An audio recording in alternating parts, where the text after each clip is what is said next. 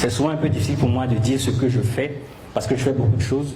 Et moi, j'aime pas les titres. Pour moi, les titres, c'est... Les diplômes, les titres, c'est rien de bon. Donc, je vais me présenter tout simplement comme un entrepreneur. Je vais vous épargner le nombre d'entreprises que j'ai, ce que je fais, ce que j'ai comme diplôme.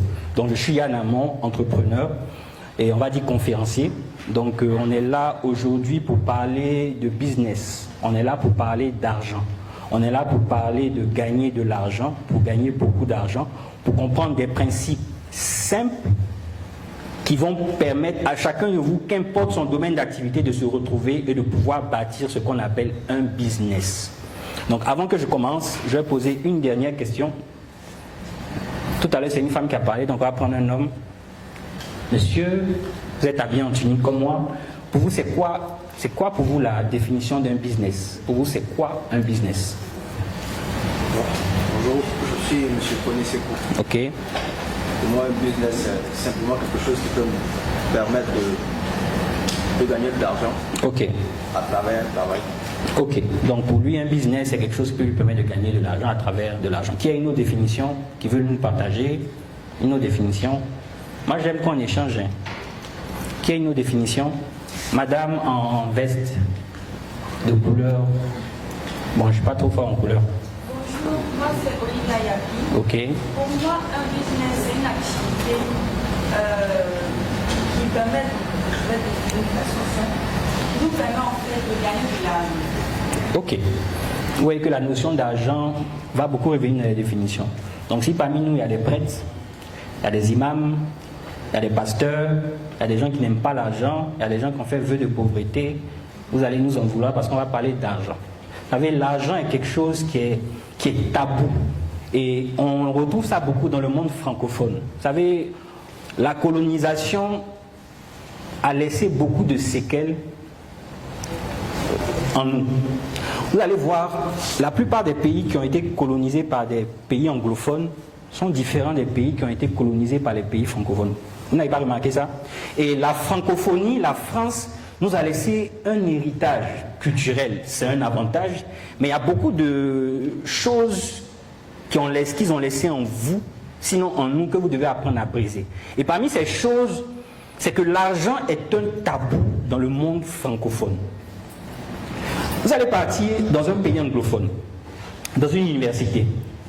La plupart des étudiants ont un petit business. Vous allez voir souvent, vous arrivez dans une université à Accra, à côté, quelqu'un qui est en première année, deuxième année d'université, il vient à l'école avec sa voiture, il a son business marche. Vous allez voir dans le monde francophone, quelqu'un qui vient avec une voiture à l'école, c'est son papa qui a payé pour lui. La plupart des anglophones sont habitués très tôt, ils sont initiés à l'argent. Vous allez aller aux États-Unis, souvent même regardez les films, vous allez voir les jeunes, 12 ans, 13 ans, on les apprend à faire des petits business. Un jeune américain peut aller tondre la pelouse de ses voisins pour qu'en échange on lui donne $50, $100. Très tôt, à partir de 14 ans, il peut créer une petite entreprise individuelle pour commencer à gagner de l'argent parce qu'ils connaissent la valeur et l'importance de l'argent. Quelqu'un qui est riche aux États-Unis, ça ne choque personne. Quelqu'un qui est riche dans le monde francophone, on se dit qu'il est dans une secte. On se dit qu'il est franc-maçon, qu'il vend la drogue. C'est pas vrai. On peut gagner de l'argent normalement, honnêtement, sans se compromettre. Et avant d'aller plus loin, il est important que vous changiez votre rapport avec l'argent. Vous savez, on ne se ment pas à soi-même.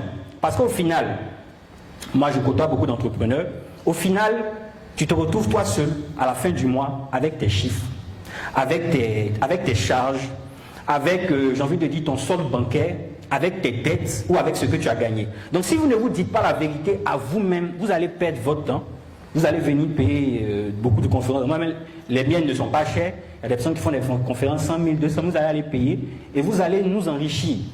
Entre parenthèses, moi les conférences ne m'enrichissent pas parce que j'ai beaucoup d'activités.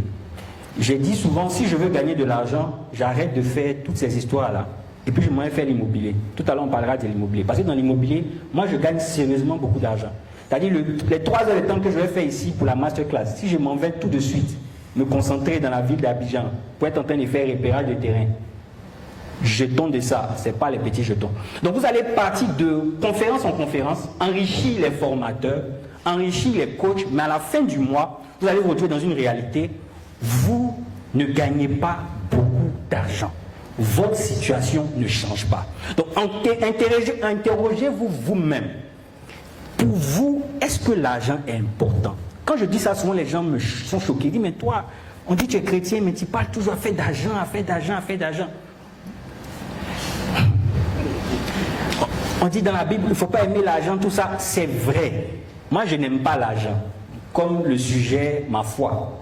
Par contre, j'aime gagner l'argent. C'est-à-dire, quand je me réveille le matin, mes collaborateurs savent ça. Si je n'ai pas gagné l'argent, c'est-à-dire, c'est comme si quelque chose me pique. Quand je gagne l'argent, c'est comme si une autre chose me pique. J'aime gagner. C'est-à-dire, à la fin de la journée, je regarde combien j'ai gagné.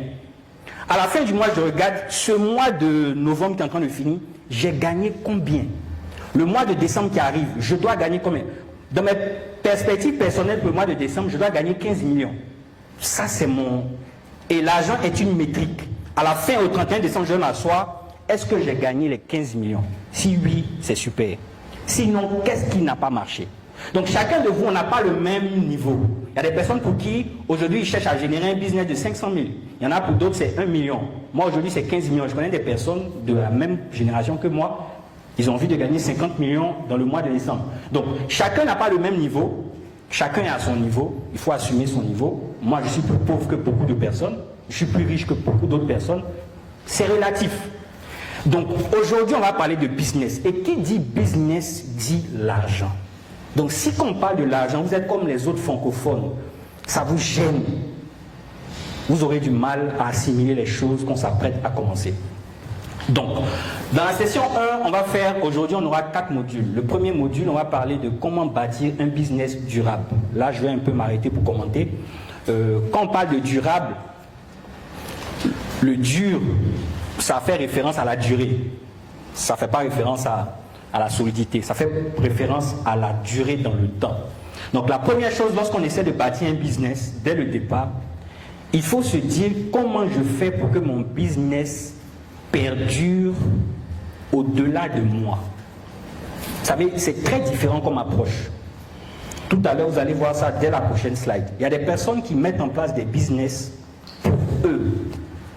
Moi, je mets en place des business qui doivent, c'est-à-dire qui doivent survivre à moi. De sorte que si aujourd'hui je meurs à 40 ans, 50 ans, 60 ans, 70 ans, le business que j'ai bâti va pouvoir continuer. Donc, il y a une façon de bâtir les business qui puissent survivre à votre personne. La première règle, je reviendrai tout à l'heure parce qu'on va aborder ça en profondeur, c'est de veiller à ce que votre business ne tourne pas autour de vous. Il y a des entrepreneurs qui aiment ça beaucoup.